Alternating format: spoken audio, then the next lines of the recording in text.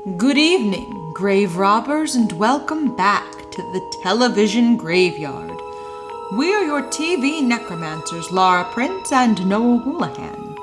We have come here tonight to examine the spirits of past television shows, to find out which ones could be resurrected, should be resurrected, and which ones should stay doomed. This is a podcast in which we will analyze the history, the hype, and the aftermath of shows that ran only one season, or, like this one, only one episode. With me as always is TV's Noah Houlihan. I wasn't expecting my hangover till tomorrow. That's the quote. That's the quote you went with for this. I didn't have many great ones to choose. I'm no more a Rosie type than Clark Gable. That's another one. That was a contender. Dogs that have homes don't eat out of garbage cans. That one's not that great. Oh, I'm sorry. We are doing the 1960 pilot Rosie. Yes, as voted on by our lovely patrons. Thank you, patrons, for choosing yet another talking dog episode. Yeah, our patrons really like talking dogs. Yes, they do. They like talking dogs in Riverdale. Man, if they made a cartoon about just hot dog talking. Yeah, we'd be all over it. Yeah, it would probably only run one season, too. Maybe even only one episode. So this is Rosie. Whew. If you're watching this on YouTube, you might have seen the thumbnail. Yeah. My condolences. Yeah, it's the stuff of nightmares. So to get through this, I definitely think it's very important that we pour one out.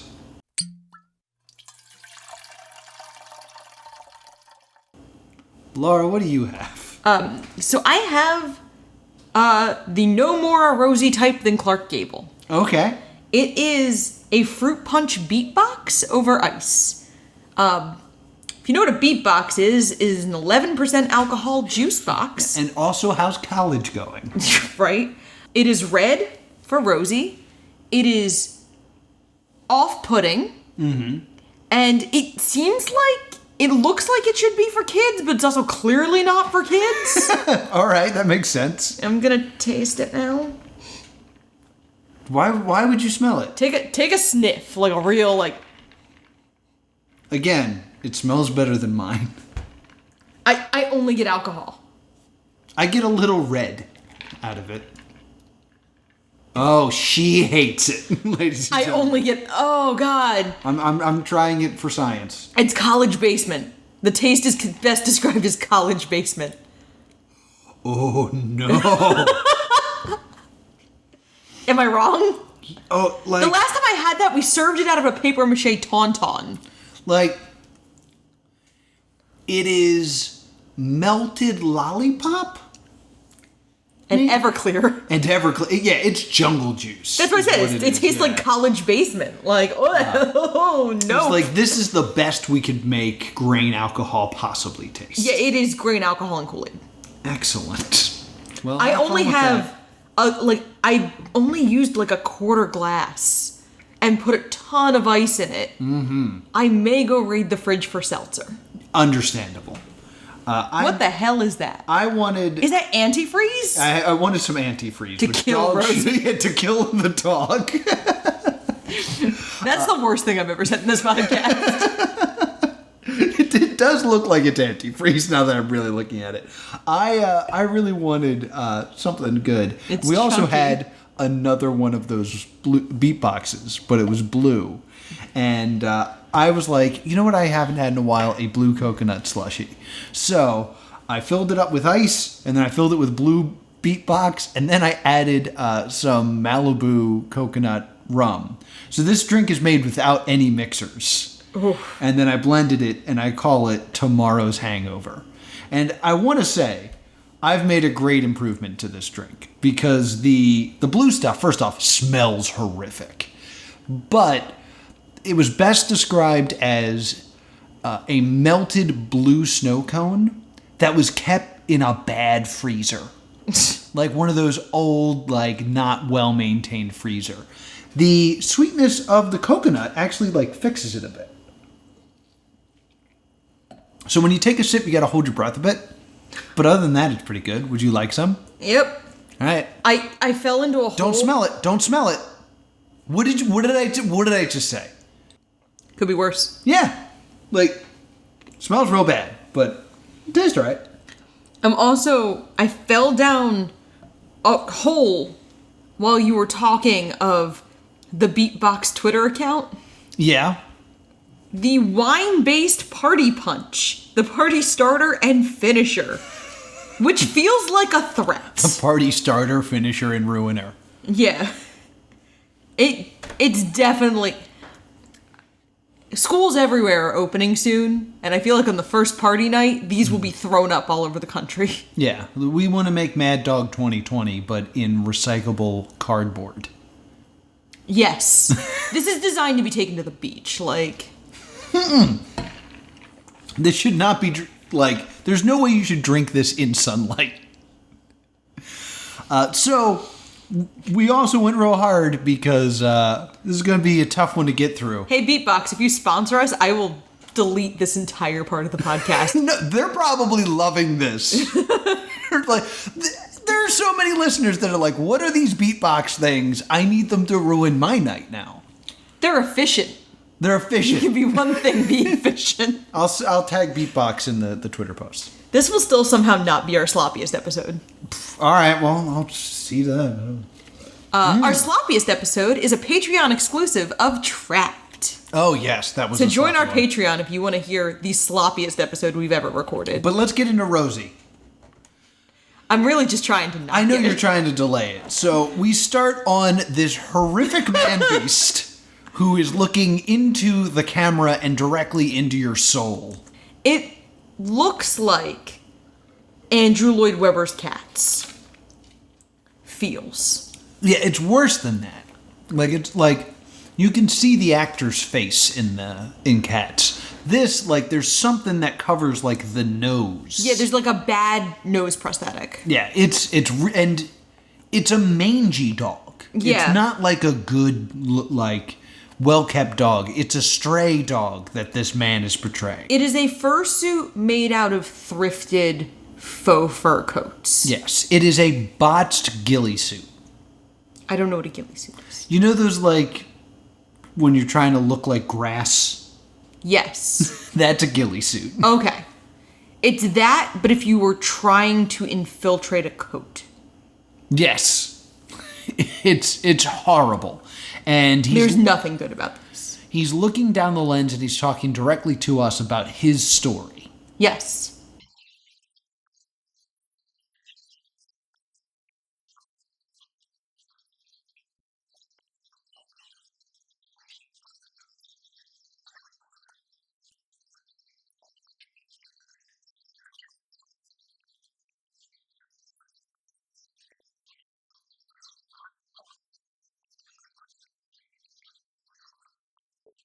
So he's eating out of some garbage cans, and he runs into Kip. Yes. Kip is your standard blonde 7 to 9 year old 60s sitcom protagonist. Yes. He's running away from home, and you know that because he has a bindle. He Yes. has a bag on a stick that he's thrown over his shoulder, like you do when you're running away from home. And he's looking at a poster for the circus. Did you ever try to run away from home as a kid? There was one time where I was like, I'm out of here. And, I packed one change of clothes, and, including, extra shoes. Good. I was like, I need extra shoes. All right, I'm out of here. And then I just didn't. I tried to, but I packed a full rolling suitcase of books. Oh, nice. Because that was what was going to help an 8-year-old girl hitting the road.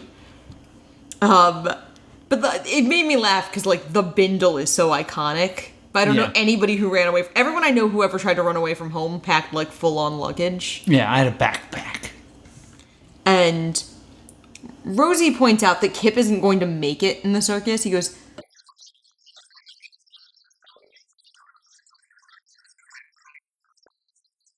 to a tiger, you're just an hors d'oeuvre. This is real dumb. And the first thing I wanted to point out here is he says, like, what are you to a tiger? And then it cuts to, like, show the tiger poster. And then it cuts back to the two of them talking. And it will not cut again until this scene ends. This is one long shot. Yeah.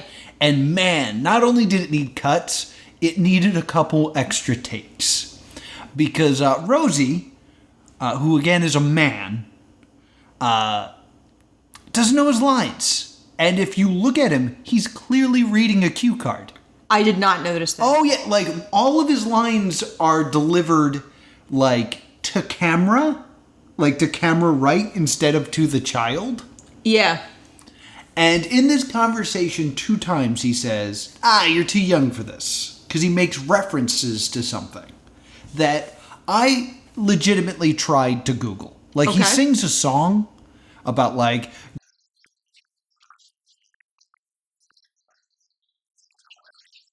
If a 6-year-old is too young for it in 1960, I have no idea what he's talking about, because he's probably referencing the 40s.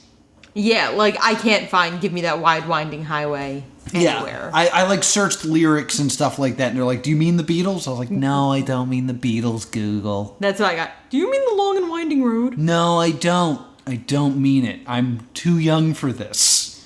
And... so the dog and Kip keep kind of yelling at each other to go home. Literally, the conversation is, why don't you go home? And then the kid responds with, well, why don't you go home? I don't have a home. And then they repeat that. Like, they have that exact same conversation with, like, slightly different vocabulary again for some reason. It's Mojo Jojo time filler. Yeah, oh, yeah, absolutely. So I also want to point out that the kid never finds it strange that the dog is talking. Ever. At one point, he's like, why don't you come live with me, Rosie? Yes, I have How Does Kip Know Rosie's Name? Yeah, he's never told Rosie's name. And yet somehow is like, come on, Rosie. He also says his friend Helen will help hide Rosie.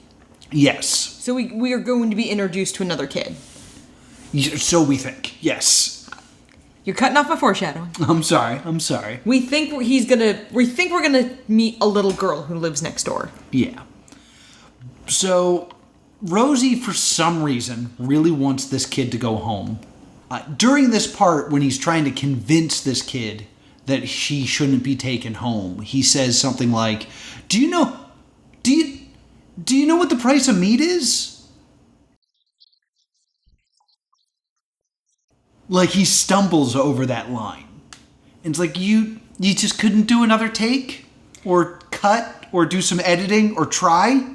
At all? No trying. It feels to me like... because I don't know this actor. Believe it or not, I don't know who plays Rosie. Phil Leeds. Phil Leeds? He hasn't been in a lot. He's a character actor who has a lot of credits, but he doesn't have, like, one big role he'd be well known for. It seemed to me like he was a theater guy.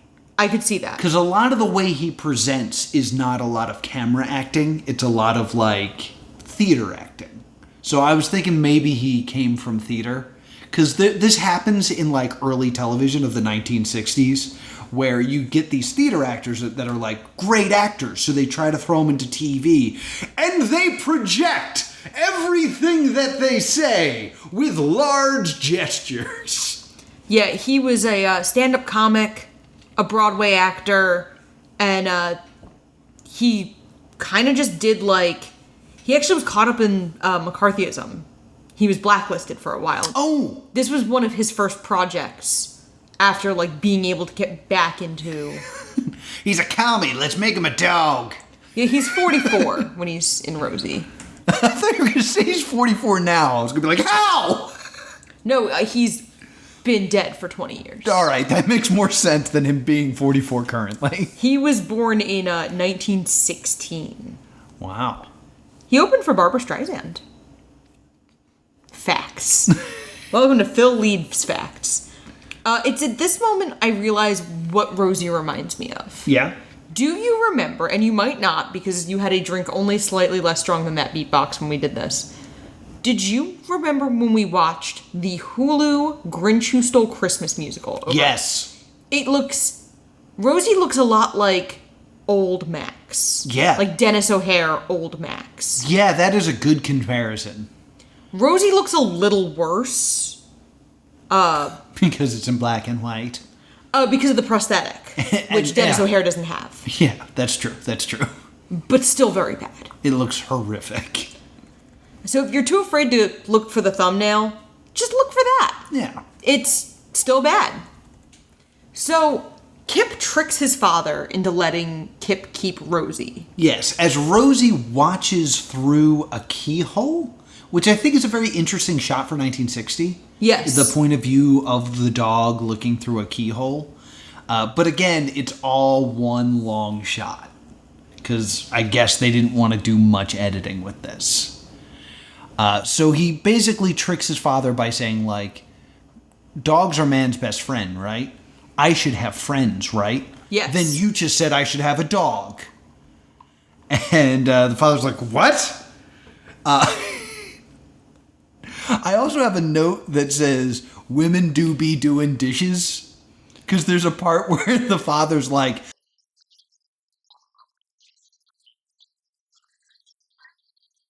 and they're on their way to a wedding. Which is such a weird thing. Even in the 60s, you would not get all dolled up and then go do dishes. Mm-mm. And, like, that's going beyond the fact that a lot of suburban families in the 50s and 60s also had domestic help. True. So, this is the father, mother, and the older sister are going to a wedding. Yes. Kip is going to get to stay, or Rosie's going to get to stay, as Rosie tries to endear himself to the family. Yes, eventually Rosie comes into the room and they're like, this dog is huge. What is with this giant, like... ugly dog. Yeah, and it's awful. And Rosie kind of, like, takes offense to it, but is like, now is all on all fours. In the previous scene, he's walking around and he's talking, and yeah, the tiger's gonna eat you, kid. And now he's in dog mode. And he's also not speaking the Queen's English in this scene. The only person who can hear and understand him is Kip. Is that what we think is happening? In this scene, yes. Okay. Because he's not speaking. Yeah, he just doesn't speak in this. No, it's not that he can't be understood by anyone. He is only spoken in front of Kip at this time. Yes. Because we do establish that other people can hear him. Yeah, well, it's going to get confusing as we continue through this. Oh, yeah. But what we're establishing now is, for some reason, Kip's like, come on, Rosie, talk to him. And Rosie just doesn't.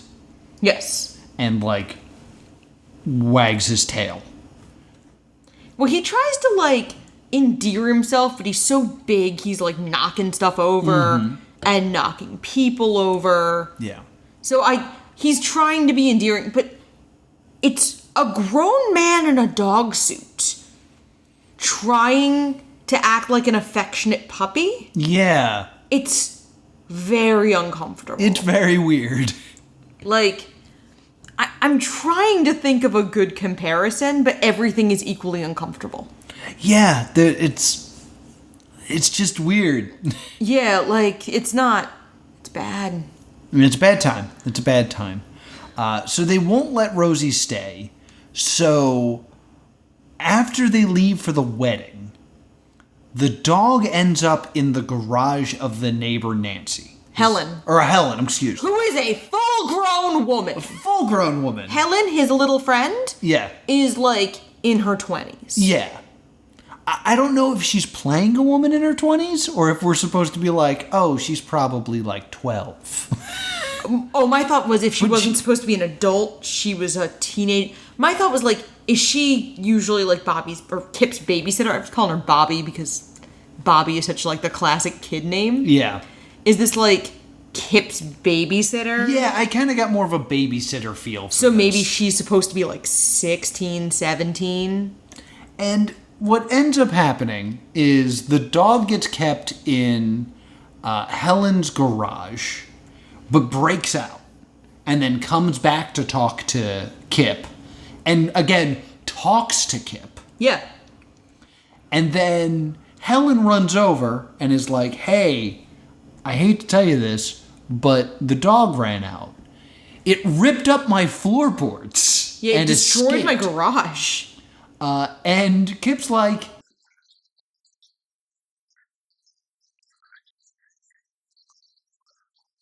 You got flooring money, kid? Yeah, I know how much In a the floor... 60s? I know how much floors cost. Oh my god.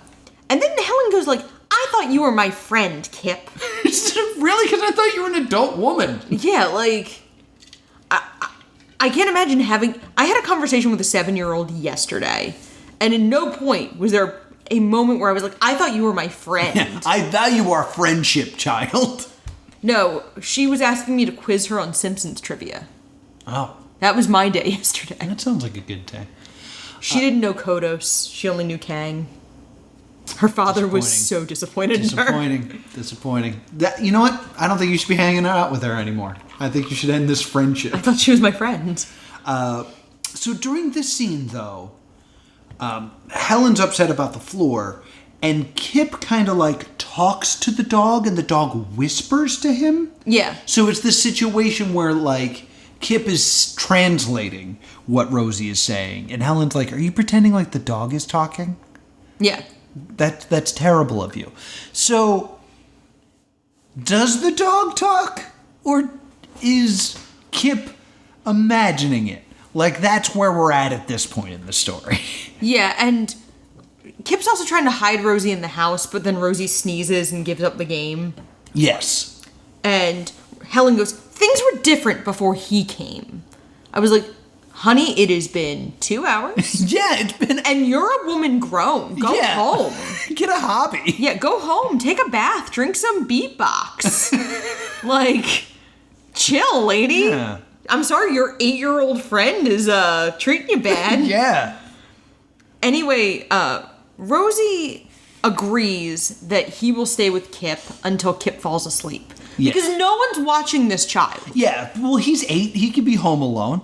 When was the first time you were allowed to be home alone at night, much less overnight? Whew. Well, that's a tough question because I have a little sister. So, like, there was never a time where my parents were like, you can take care of your sister. So, like, we always had someone, because I wasn't going to take care of my sister. I had video games to play. Okay. So, yeah, that's a tough question for me to answer. How about you? I was never left alone overnight because, like, there was never a point where my parents went anywhere. Like, our family was all pretty close together. Yeah. So there was never a situation where they had to, like, go to a wedding overnight or anything. But the first time I was home alone, like, at night, I was in high school. I was younger high school, but... Yeah. Like, I don't think I was home alone at bedtime until I was, like, a sophomore or junior. Mm-hmm. I did not like being home alone in the evenings. Right. Because, like, I look like the girl in the horror movie who just has a really rough night. Trope. Yeah, I don't... Based on my life in high school, I live, but I have, like, a real bad time. Yeah. So, like, Rosie agrees to fall asleep, or stay with Kip until Kip falls asleep. Yes. Kip is 8. And Rosie falls asleep. Get some as shut well. eye. Yeah. Because, you know, how often is he in a nice, warm, comfy house? May as well. Right. And then a prowler comes in. Oh, no, see, here's the thing. I want to use the term. A burglar. Okay. Shows up. Not a burglar. A burglar. A burglar? It is a burglar every time they mention the burglar. Not a burglar. Yeah, oh no, it's a burglar. Burglar. So the burglar comes in and just starts, like, taking furs and, like, knows immediately where all the valuables are. Yeah, like, even, like, jewelry that's in a drawer in their living room? Yeah, that's where you keep your fine necklaces. I have never kept jewelry in my living room. No. Nor has any family I've ever... I bet you would if that's the only room you had for your set. And you didn't want to do too many cuts. Yeah. Oh, and this is another point I want to bring up. There's foreshadowing before the burglar arrives, where there's a bang, and Rosie's like,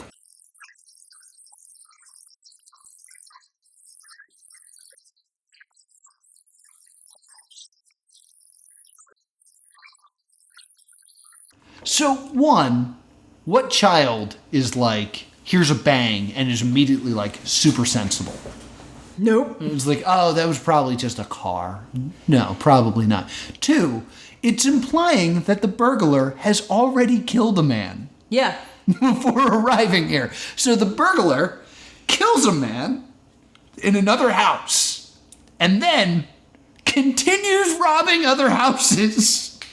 And Rosie has a Shakespearean soliloquy where he debates whether he should help this family or just stay safe and ignore the burglar.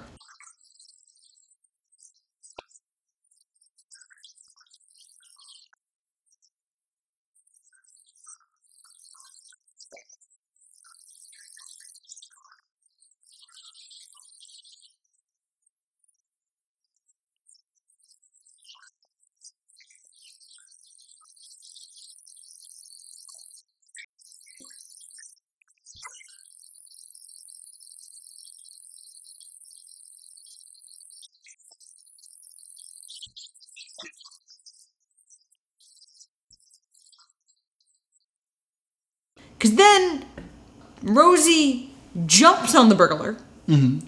And like anybody on this planet, the burglar does not take that well. Because, dear God. Yeah, because then the burglar has to look at Rosie, which is like... And like real close up. Like real close. And then Rosie's like, repent, my son. Repent. Go get yourself some nice clothes. He monologues at the burglar and decides to spare him.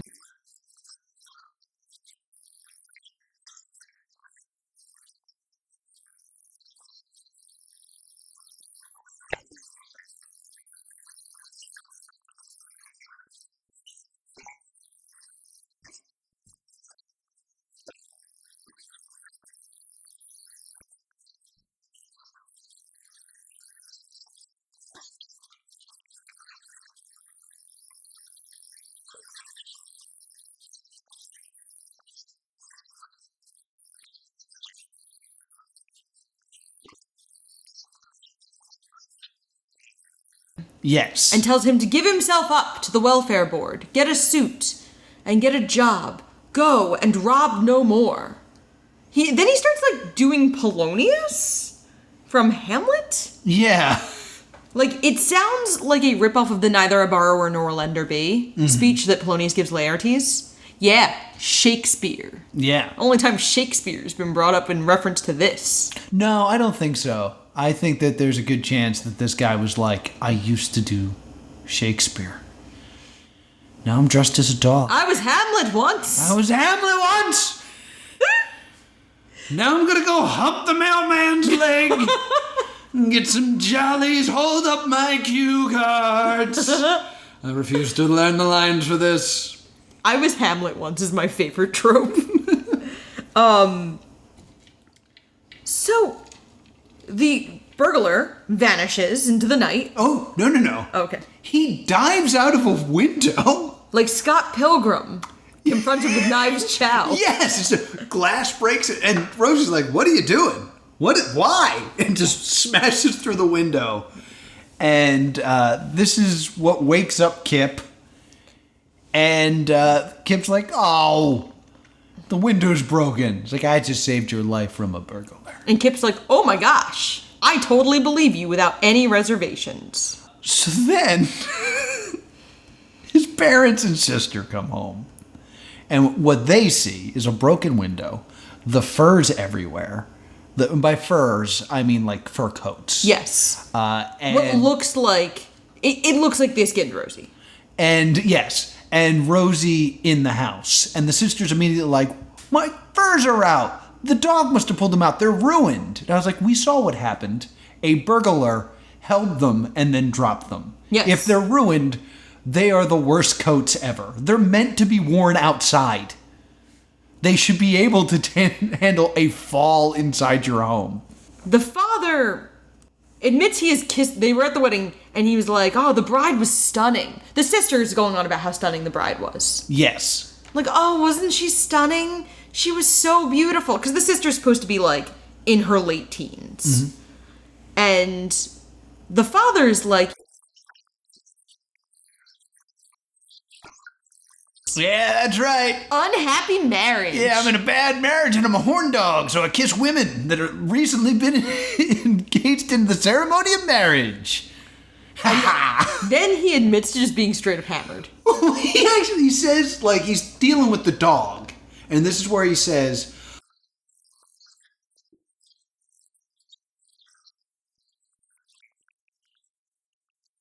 which means he's drunk enough to be, like, expecting to have a rough morning the next day. He drove home. Yeah. It's the 60s. Yeah. Maybe she drove? No. He gets out of the driver's side. They show it. Oh, crap. And then, like, they get into a big argument about the state of the house. Mm-hmm. And Rosie calls the father a dictator. Yes. The dog says dictator. And the father's like, what did you just call me, son? You called me a dictator. I heard it plain as day. So the dog can talk and be heard by the family. Rosie's just refusing to. Yes. I don't know why. Yeah, you know, the thing that would make Kip not look crazy. Yeah. And guarantee him a home. Mm-hmm. But Rosie doesn't want a home because reasons. And then Helen shows up. Because you know what I do? I definitely show up to my neighbor's house when it sounds like Dad's hammered, there's been a window broken. I've heard gunshots. Yeah, I definitely show up alone. Hey, you guys cool? Yeah, like I'm definitely a young woman who's going to show up alone in that scenario. So they're like, oh, so there was some commotion here. And then the police call. And the father answers it and was like, apparently our jewelry has been stolen. They found the locket that I gave you for our anniversary. Yeah, to Ethel from John. Yes. And From John. Not love John. Regards, John. Warm regards, John. Your friend, John. Best. Yeah, best wishes, John. So have a great summer, John. So KIT. The cops also said something about the dog giving him a sermon because the burglar turned himself in. I guess he was drunk. Yeah, because I would definitely, as a person, assume that if a man came in and said, like, I was robbing a house and the dog told me to change my ways, I'd be like, that's the drugs. Yeah. I probably wouldn't go drunk, but they never would say drugs in the 60s. Yeah. He was whacked out. He was drunk. Because that used to be like a popular conceit of drunk people seeing things. Yeah, the pink elephants. Harvey. Yeah, and Harvey. So what were they drinking back then? Was it Beatbox? Sponsor us, Beatbox. Do it. Listen to how loud we've gotten. Oh, you drank most of yours. Yeah, I put extra alcohol in mine. And then, on top of that, the mom finds the gun. Yeah. And just kind of grabs it and goes, oh, Kippy, to think what could have happened. That's evidence. We heard earlier in the episode that he had already killed a man. Yes. Don't put your fingerprints all over that. I mean, she has an alibi. She was, stopping her drunk husband from assaulting the bride. At the time of the murder, my husband was making out with this young woman. At her wedding. And I was like, stop, it's the 6th time. So, Helen and the dad apologize to Kip, because Helen's there, and the dad offers to let Rosie stay, but Rosie still isn't talking to them. Rosie only barks. Yeah, there's a moment where Kip's like, please talk, Rosie, and Rosie barks. And it's kind of like the moment where they all laugh and we kind of fade out. And we go back to monologuing, where he's looking into the camera lens and into our souls. And he's like,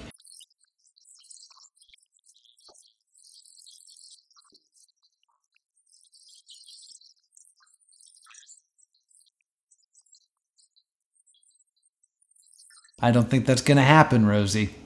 Nope.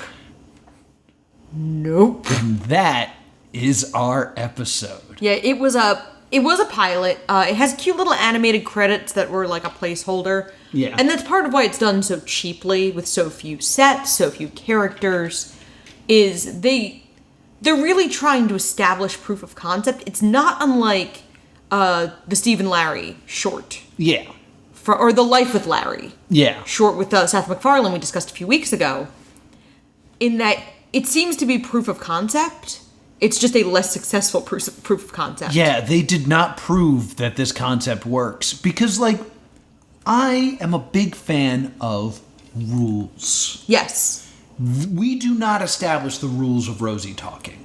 Correct. We don't know if Rosie is just a talking dog, if Kip is the only person that can hear the dog talking. Or if Rosie can choose whether you hear him or not.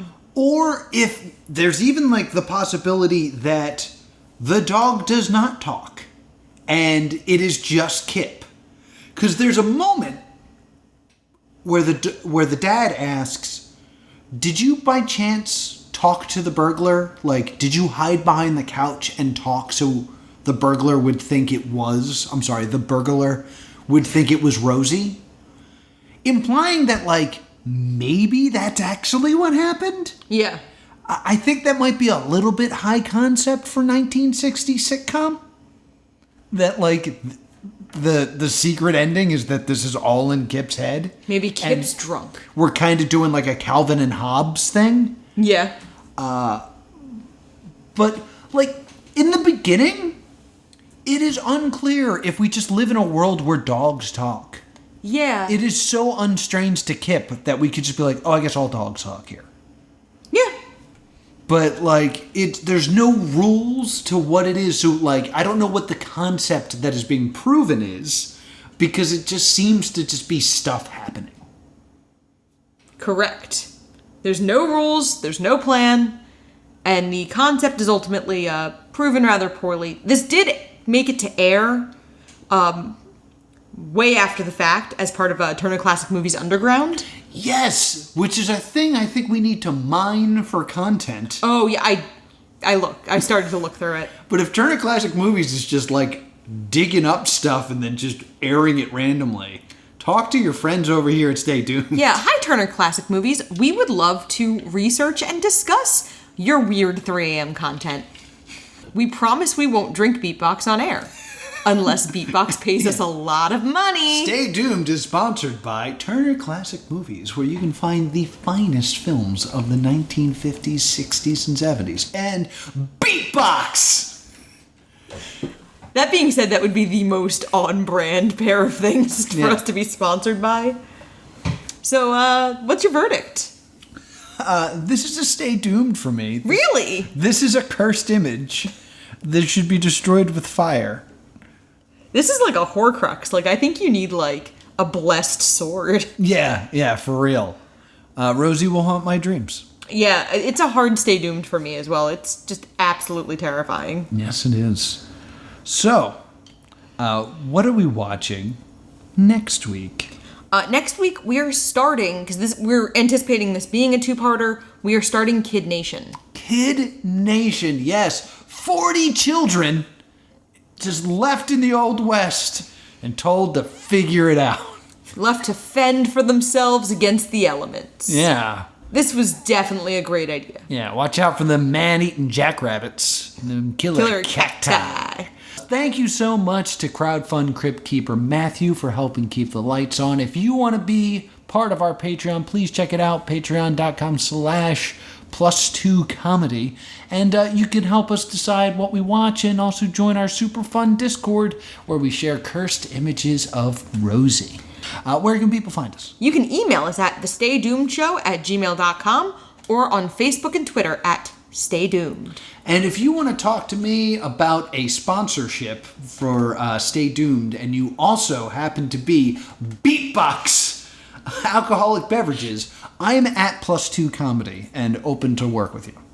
If you're Turner Classic Movies and you want to discuss a sponsorship with this very highbrow program brought to you by Beatbox, I'm at Sprocket League. Until next time, stay doomed.